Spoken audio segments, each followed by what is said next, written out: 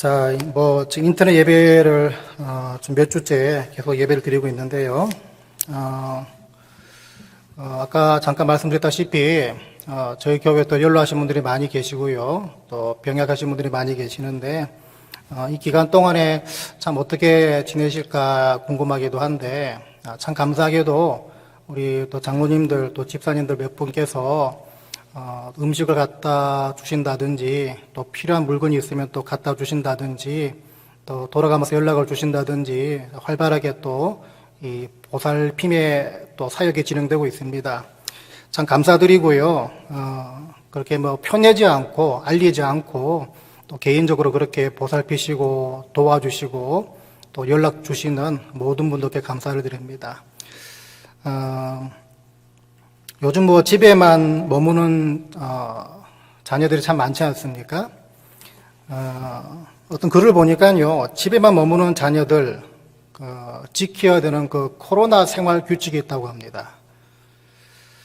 첫 번째가 주는 대로 먹는다고요. 두 번째는 컴퓨터 끄라고 하면 당장 끈다. 세 번째가 사용한 물건 즉시 제자리에 둔다. 네 번째가 한 번 말하면 바로 움직인다. 다섯 번째가 엄마에게 쓸데없이 말 걸지 않는다. 이건데 마지막이 중요합니다. 위의 사항을 어기면 피가 코로 나올 것이다. 피가 코로 나올 것이다. 이런 말이 있습니다. 이 반응이 없으니까 참 어색합니다. 참 인터넷 예배 드리기에 참 맹점인데, 여러분들이 예배를 드리고 계시는지 웃고 계시는지 이게 참 반응이 없어서 참 그런데요. 답답한 시국에 참 웃고자 한 말입니다. 대구에 계시는 부모님께 요즘 어떻게 지내시는가 연락을 드려본 적이 있는데, 부모님 그런 말씀하십니다. 불안에 한 채 살고 있는 것이 이제 적응이 되고 있다. 그런 말씀을 하십니다. 불안에 한 채 살고 있는 것이 적응되고 있다. 익숙해지고 있다. 그렇게 말씀하십니다. 참 우픈 그런 말씀이죠.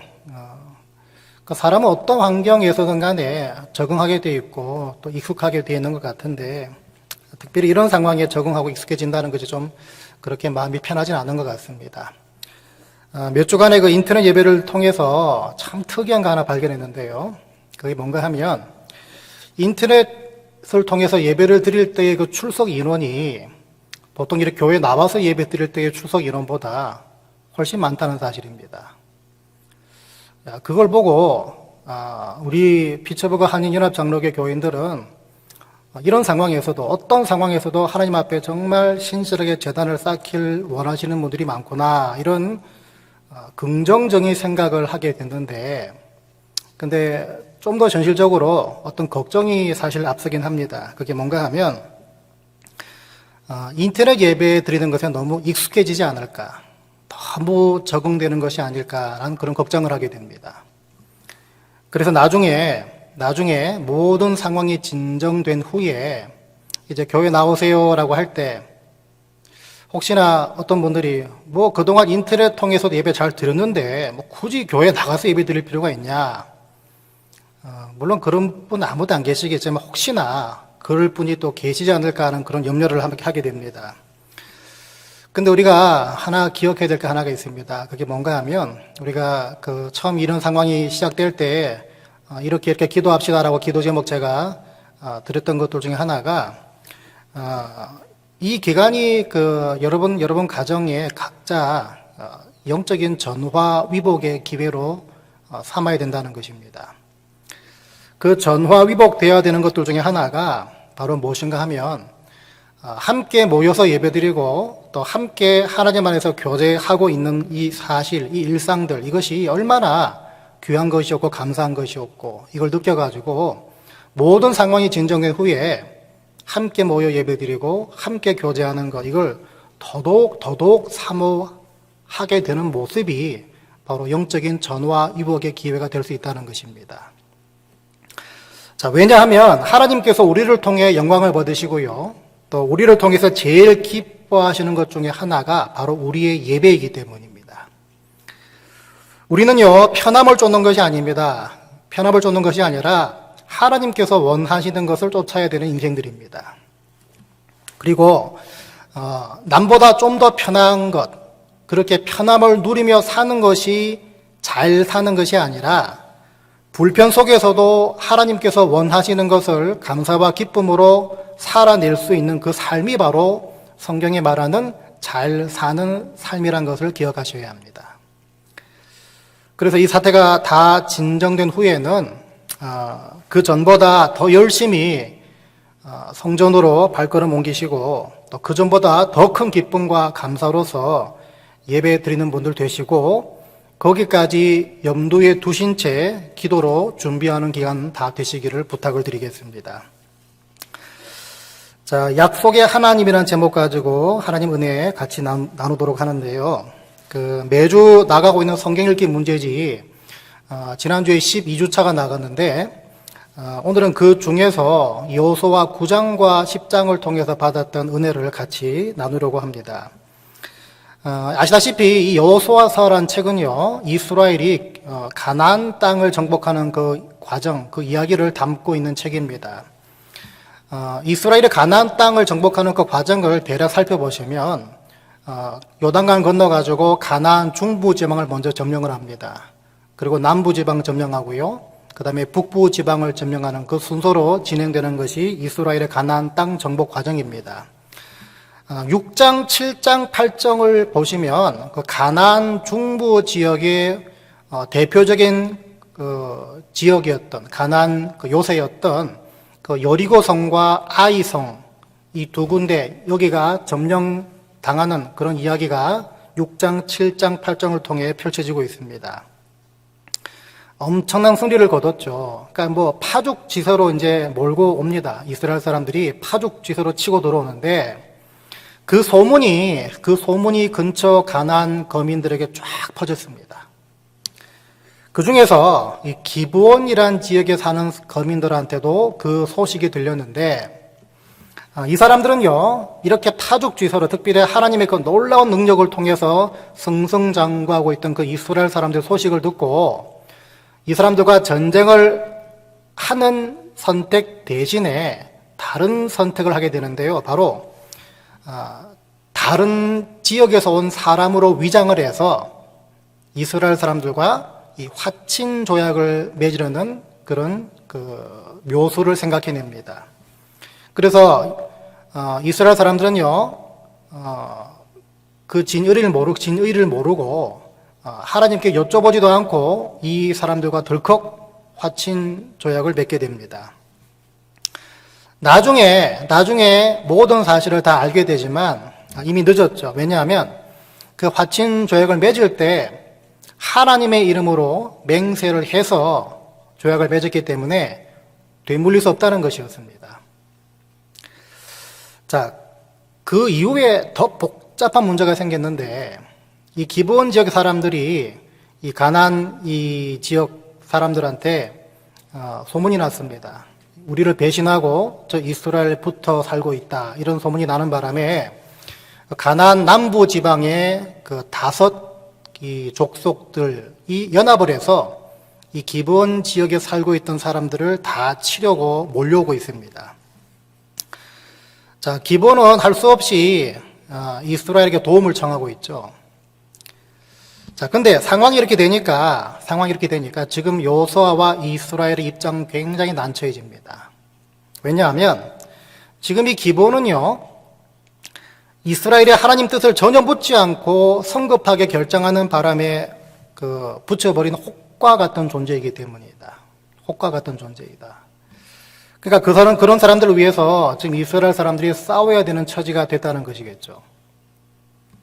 자, 그런데 어떻게 된 일인지 하나님은 이 여호수아에게 10장 8절 말씀을 통해서 이런 말씀을 해주십니다. 10장 8절을 같이 보죠. 그때에 여호와께서 여호수아에게 이르시되 그들을 두려워하지 말라. 내가 그들을 내 손에 넘겨주었으니 그들 중에서 한 사람도 너를 당할 자 없으리라 하신지라. 이 말씀을 하십니다. 성급히 결정해가지고 그런 난감한 상황에 처했는데요. 지금 하나님께서는 여호수아한테 야 걱정하지 말아라. 저 기브온 치르고 오는 저 5 족속도 내가 다 진멸하겠다. 승리케 해주겠다. 그런 말씀을 하십니다. 오늘 같이 읽으셨던 본문이 바로 하나님께서 놀라운 일을 해와 달을 사용하셔가지고 바로 이 5 족속 연합군을 다 진멸하시는 그 장면을 담고 있는데요. 어떻게 보면 참 해피엔딩이죠. 해피엔딩. 자, 그런데 따져볼 게 있습니다. 무슨 말인가 하면 하나님께서는 분명히 모세와 또 여호수아에게 이 가나안 땅에 들어가기 전부터 그리고 들어간 후라도 지속적으로 어떤 말씀을 하셨나, 어떻게 보면 굉장히 지겹도록 말씀하신 하나가 있는데요. 가나안 족속들을 싸그리 다 진멸하라, 그렇게 말씀하셨습니다. 그런데 지금 보니까 그 명령을 거역한 거 아닙니까? 다시 말해서 하나님 뜻을 전혀 묻지도 않는 바람에 오늘 안 해도 될 전쟁을 하게 된 것입니다. 여기서 참 이상한 것은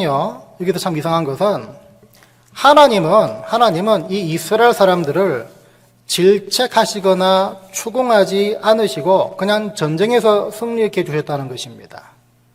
분명히 다 진멸하라 말씀하신 그 말씀을 거역했는데 더군다나 하나님 뜻을 묻지도 않고 그렇게 하는 바람에 이런 전쟁을 맞이하게 됐는데 하나님은 전혀 질책하지 않으시고 그냥 전쟁 승리케 해주겠다 그렇게 해주시고 실제로 승리케 해주셨다는 것입니다. 그러니까 이걸 어떻게 우리가 받아들이고 봐야겠냐, 그게 문제인데요. 바로 여기서 우리는 약속을 이루시는 하나님을 발견해야 합니다. 약속을 이루시는 하나님. 자, 무슨 말인가 하면요. 여러분 이거 한번 따져보시기 바랍니다. 하나님께서는 이스라엘에게 가나안 땅을 주시겠다는 약속하셨습니다. 가나안 땅을 너희들이 주겠다. 근데 그 약속은 이스라엘의 위대한 지도자였던 모세에게 처음 주어진 걸로 우리가 알고 있지만 사실은 원래는 믿음의 조상 아브라함 때부터 그 약속을 주셔 오셨습니다. 그래서 최초의 약속이 창세기 12장 7절에 나오고 있는데요. 같이 보도록 하겠습니다. 여호와께서 아브라함에게 나타나 이르시되 내가 이 땅을 내 자손에게 주리라 하신지라. 자기에게 나타나신 여호와께 그가 그곳에서 제단을 쌓고 이 땅을 내 자손에게 주겠다. 이 땅이 어디입니까? 바로 가나안 땅이죠. 15장에 또 나타나시고 또 말씀하십니다. 15장 13절부터 16절까지를 같이 봅니다. 여호와께서 아브라함에게 이르시되 너는 반드시 알라. 내 자손이 이방에서 객이 되어 그들을 섬기겠고 그들은 400년 동안 내 자손을 괴롭히리니, 이게 애굽이죠. 그들이 섬기는 나라를 내가 징발할지며 그 후에 내 자손이 큰 재물을 이끌고 나오리라. 너는 장수하다가 평안히 조상에게로 돌아가 장사될 것이요 내 자손은 4대 만에 이 땅으로 돌아오리니, 어딥니까? 가나안 땅이죠. 이는 아모리 족속의 죄악이 아직 가득 차지 아니함이니라 하시더니. 그러니까 여러분, 이 가나안 땅 주겠다 이것은요, 이 큰 약속, 이 큰 프로젝트를 이미 아브라함 때부터 시작해서 지금 여호수아까지 계속해서 이 약속, 이 큰 프로젝트를 계속 지금 이루어 가시고 있는 중이십니다. 자, 그래서 우리는 하나님의 그 큰 약속이라는 그 안경으로 오늘 기브온과 화치를 맺는 실수와 안 해도 될 전쟁을 하는 이 이야기를 들여다볼 줄 알아야 합니다. 그냥 이 단면만 보는 것이 아니라 그때 받았던, 오래전부터 계속 주구장창 강조해 오셨던 그 큰 약속이라는 안경을 쓰고서 이 이야기를 들여다봐야 된다는 것입니다. 자, 그러다 보면 이 이야기들은 땅을 주시겠다는 그 약속을 이루어가는 과정 가운데 지나가는 이야기들로 보이게 됩니다. 자, 그러니까 하나님께 묻지도 않고 성급하게 결정한 것은 책망받는 일이기도 하고요. 오늘처럼 그냥 넘어갈 수 있는 일이 됩니다. 가나안 땅을 주시겠다는 그 큰 약속의 안경으로 이 사건을 볼 때는 어느 쪽이든 다 가하다는 것입니다. 질책을 해도 되는 것이고, 아니면 오늘 이 본문처럼 실제로 승리케 해주시는 그 상황을 이끌어가는 어느 상황 다 가하다는 것입니다. 그래서 실제로 질책을 하셨다면은 하신 대로 가나안 정복 과정 가운데 득이 되는 가르침이 또 있을 수가 있는 것입니다. 아니면 성경에 나온 것처럼 질책 안 하시고 게다가 전쟁에서 승리케 하신 것이라면 거기에도 나름대로 말씀하시고 가르치고 또 깨닫게 해주시는 것, 이게 다 있다는 것입니다. 그러니까 어떤 상황이든 간에 이 모든 상황들은 가나안 땅을 주시겠다는 그 큰 약속으로 향하는 과정들 가운데 있다는 것입니다. 더 나아가서 여러분, 땅을 주겠다는 그 약속의 안경으로 이 가나안 5족속 연합군과의 전쟁을 들여다보면요, 그 전쟁은 또 반드시 승리해야 되는 전쟁인 것입니다. 여러분, 이런 식으로 하나님의 그 큰 약속이라는 안경을 가지고 9장과 10장을 들여다봐야 되는 이유가 있습니다. 예전에 제가 예를 들었던 그 이야기를 한번 소환해 보죠. 우리가 처음에 미국에 비행기 타고 오실 때요, 처음에 미국 비행기 타고 오실 때, 유학으로 오셨던, 이민으로 오셨던 간에, 모르겠습니다. 저는 그랬지만, 또 최소한 또 믿는 사람들이라면 그 비행기 안에서 분명히 기도했을 것입니다. 하나님, 이 낯선 미국 땅 이제 들어갑니다. 잘 정착하게 하시고, 잘 살게 해주세요. 최소한 이런 기도 드리셨고, 또 하나님께서 그 기도 들으시고, 도와주실 것이라는 그 확신 나름대로 다 받으셨을 것입니다. 그런데 이민 생활, 유학 생활 만만치 않지 않습니까? 그래서 살다 보니까 사람에게 상처받기도 하고 사람에게 배신당하기도 하고요. 또 학업이나 또 비즈니스가 내가 원하는 방향으로 흘러가지 않을 때가 종종 있습니다. 내가 생각지도 못한 방향으로 인생의 경로를 또 틀어야 할 때가 또 생길 수 있습니다. 전혀 예상치 못한 환란을 나와 내 가정이 또 지나가야 할 때가 또 있습니다. 그러면 우리는 이런 생각을 합니다. 하나님, 분명히 미국 올 때 하나님 잘 정착하게 해주시고 잘 살게 해주시라고 기도하지 않았습니까? 나름대로 하나님, 그래, 네 기도 들었다, 저에게 또 확신 주시지 않았습니까? 이런 생각을 하게 됩니다. 근데 여러분, 거기서요, 혹시 이런 생각 안 해본지 모르시겠습니다. 지금 내가 원하는 방향으로 흘러가지 않는 것이라고 할지라도 그 상황을 뚝 떼가지고 그것만 보는 것이 아니라 한번 넓게 봤을 때요, 하나님은 그때 여러분에게 주신 그 약속을 지금도 성취해 가는 중이라고 생각해 본 적 없으십니까? 하나님은요, 잘 정착하고 잘 살게 해달라는 그 기도의 응답을 지금도 이루어가는 중이라고 생각해 본 적 없으십니까?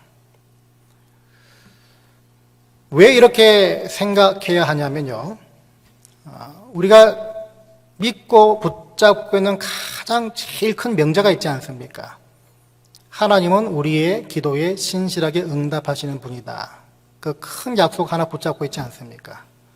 하나님은 여러분의 약속을 반드시 성취하시는 분이기 때문에 그렇게 생각해야 가하다는 것입니다. 여러분, 그래서 보이지 않는 약속의 하나님을 정말 믿으시는 분이라면요, 잘 살게 해주세요라는 가나안 땅 정복의 큰 기도를 드린 이후에 만나게 되는 배신, 절망, 상처, 실패, 환난, 이 모든 상황 하나들을 어떻게 보는 것이 맞겠습니까? 가나안 땅 정복이라는 최종 목적지에 가는 길에 만나는 이유가 있는, 또 목적이 있는 과정들로 봐야 한다는 것입니다. 저와 여러분에게 바로 그런 믿음이 있어야 합니다. 여러분, 하나님께서 아브라함을 복의 근원 삼아 주겠다, 네 아들을 통해, 네 후사를 통해 큰 민족이 이루어질 것이다, 그런 약속을 주시지 않았습니까? 그런데 아브라함은요, 되어지는 상황을 보고, 눈앞에 닥친 상황을 보고 자꾸 그 하나님의 그 약속을 의심하기 시작합니다. 하나님은 그때마다 나타나셔가지고 설득하십니다. 설명하시고 또 다시 한번 확인해 주십니다. 그리고 결국에는 믿음의 조상으로 세워주시지 않습니까? 그렇다면 믿음의 조상으로 세움받는 그 결과를 가지고 아브라함이 가졌던 의심과 불신, 또 하나님이 행하셨던 설득과 설명, 확인, 이걸 들여다보면 어떤 결론이 나옵니까? 그 의심과 불신, 또 하나님의 설득과 설명과 확인조차도 약속을 이루어가는, 믿음의 조상으로 세워가시겠다는 그 약속을 이루어가는 과정들 중에 하나일 뿐이라는 것입니다. 여러분, 내가 만나는 모든 상황들을 하나님이 주신 큰 약속의 안경으로 봐야 되는 것이 왜 중요한가 하면요, 저와 여러분이 받는 구원도 같은 의미를 가지고 있기 때문입니다.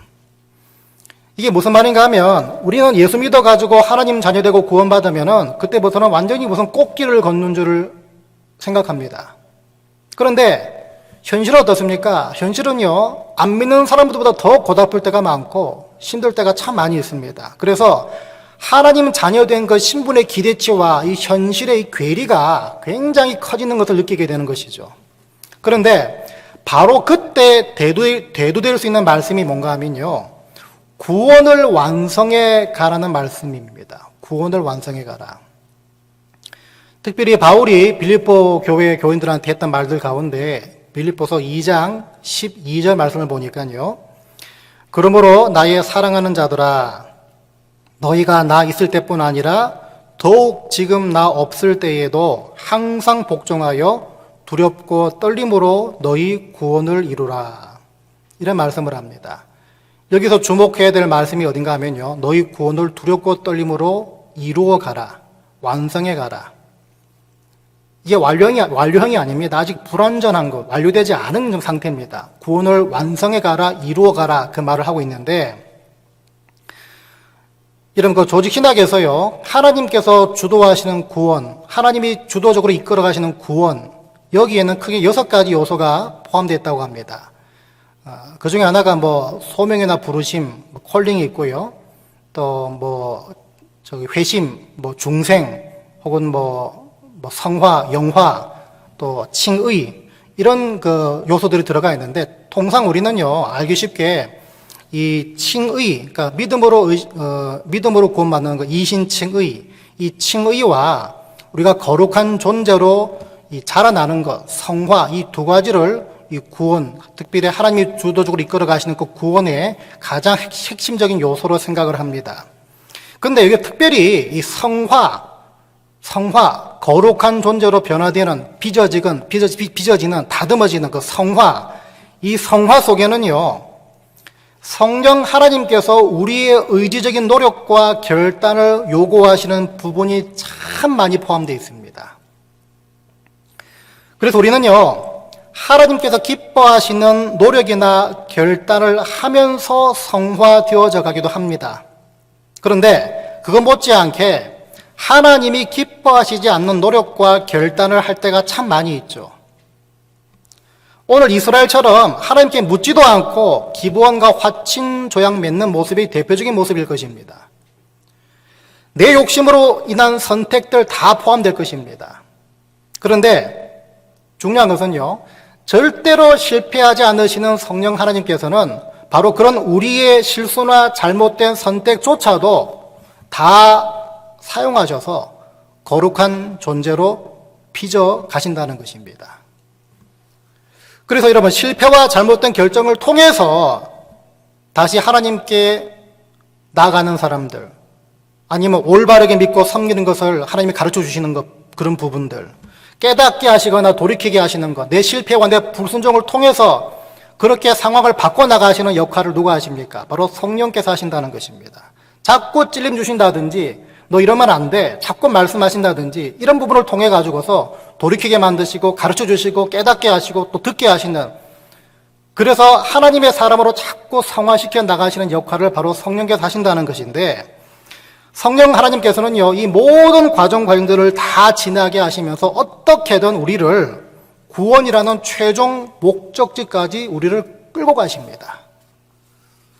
그러니까 여러분, 우리가 겪는 모든 상황들은 전부 다 구원이라는 최종 목적지로 가는 동안 만나는 훈련과 연단의 과정들로 볼 수가 있다는 것입니다.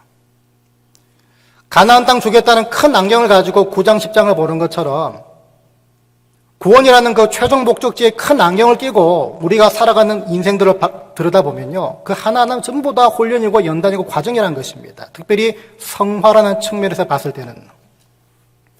여러분, 그래서 오늘 사실 하나님이 기브온과의 전쟁에서 적극적으로 개입하셔서 승리케 하신 것도 의미가 있지만, 설사 그러지 않고 하나님께 묻지도 않고 기브온과 화친 조약을 맺은 이스라엘을 질책하셨어도 의미가 있는 것입니다. 뭐가 됐든 다 가다는 것입니다. 왜 그렇습니까? 가나안 땅을 주시겠다는 그 큰 약속의 관점에서 볼 때는 전쟁에서 승리하든 아니면 질책을 받든 전부 다 하나의 과정이기 때문입니다. 여러분, 그래서 오늘 말씀드리고자 하는 것은 간단합니다. 여러분 개인과 가정, 또 교회가 하나님의 큰 약속을 붙잡을 수 있어야 한다는 것입니다. 그리고 그 약속으로 현재의 어렵고 힘든 상황을 들여다보자는 것입니다. 만일에 하나님 여러분에게 내가 너한테 미래와 희망을 주신다는 말씀을 하셨고, 또 그걸 약속으로 확신 가운데, 감사 가운데 여러분들이 받으셨다라고 상상해 보십시오. 그러면 그 이후부터 만나는 모든 상황들은 하나님이 여러분에게 실제로 미래와 희망을 주신다는 그 약속을 이루시기 위해서 허락하시는 과정과 기회로 봐야 합당하다는 것입니다. 여러분, 하나님 앞에서 하나님, 이 사람을 내가 검은 머리 팥뿌리 될 때까지 사랑하고 섬기겠습니다, 그런 사역을 하고 그런 서약을 하고 또 그 배우자를 내게 주신 분이라고 내가 확신을 했다면, 그러면 그 이후에 두 사람에게 생기는 모든 일들은요, 실제로 사랑하고 섬기라고 허락하신 과정과 기회로 봐야 한다는 것입니다. 왜요? 큰 약속의 안경을 통해서 봐야 되기 때문입니다. 여러분, 이렇게 우리는요, 하나님께서 주신 큰 약속 아래 묶여있는 인생을 살아야 되는 것입니다. 여러분, 기본을 통한 이스라엘의 실수, 또 가나안 남부 연합군과의 싸움을 통해서 이스라엘 사람들은 자연스럽게, 너무나 자연스럽게 가나안 남부 지역의 다른 족속들과의 전쟁으로 스르르 흘러들어가게 됩니다. 그들 모두를 또 완벽하게 진멸하는 장면이 바로 10장 끝까지 그 내용이 소개되고 있습니다. 그래서 10장 42절을 보니까요, 이스라엘의 하나님 여호와께서 이스라엘을 위하여 싸우셨으므로 여호수아가 이 모든 왕들과 그들의 땅을 단번에 빼앗으니라. 이 단번에라는 말이 중요하죠. 쉽게, 빠르게 승리했다는 것입니다. 어디서부터 이런 상황이 시작됐습니까? 기본과 화친 조약 맺는 결정적인 실수를 하나님께서 사용하셔서 가나안 남부 지방의 거족들, 이 거민들을 다 멸하시는 그 모습으로 이끌어 가셨다는 것이죠. 여러분, 그래서 결국 기본을 위해서 다섯 족속과 싸운 이 전쟁은요, 나머지 족속과의 전쟁에 가속도를 붙여주게 만들었습니다. 다시 말해서 하나님께서 가나안 땅을 주겠다는 그 큰 약속을 성취하시기 위해서 9장과 10장의 그 상황들을 다 사용하셨다는 것입니다. 말씀드렸다시피 개인과 가정들이 늘 붙잡아야 될 하나님 말씀을 우리가 열심히 취해야 될 줄 믿습니다. 예배를 통해서든 개인적으로 묵상하시는 말씀을 통해서든 간에 하루 혹은 한 주 동안 살아갈 말씀을 반드시 여러분 찾으시고 붙잡게 되시기 바랍니다. 그리고 그 가운데 생기는 모든 일들은요, 그 주신, 그 받은 약속이란 큰 안경을 가지고 그 상황들을 봐야 될 대상들입니다. 그래서 여러분, 근시안적인 시각이 아니라 여러분 시선을 약속의 말씀에 일단 박아두고 믿음으로 어렵고 힘든 환경을 여러분 뚫고 나가시고 해석하게 되시길 바랍니다. 눈앞에 펼쳐지는 환경과 상황 가운데 여러분 일희일비하지 말라는 것입니다. 그때마다 위로되는 말씀을 그냥 취해가지고 그때 안심하다가 또 무슨 상황 닥치면 또 불안해하다가 또 그때 무슨 말씀 하나 뽑아가지고 또 안심하고, 이게 아니라는 것입니다. 큰 말씀의 안경, 이미 받은 약속의 말씀을 가지고, 그 안경을 가지고 내가 만나는 모든 상황들을 보고 해석하고 대처하라는 것입니다. 다시 말하면요, 영혼의 관점, 즉 가나안 땅 정복이라는 더 큰 약속의 관점에서 현재를 해석해 보라는 말입니다. 바라기는요, 여러분 이런 믿음의 눈을 다 가지셔서 약속을 반드시 이루시는 신실하신 하나님을 여러분 삶의 순간순간마다 캐치해낼 수 있는 인생들 다 되시길 바랍니다. 그래서 말씀을 통해서 하나님의 동행하심과 도와주심을 통해서 지금까지 힘든 상황들, 어려운 시국들을 지혜롭게 또 감사하게 헤쳐나갈 수 있는, 기대와 소망을 더욱더 다질 수 있는 그런 기간들이 다 되시기를 주의 이름으로 간절히 축원드립니다.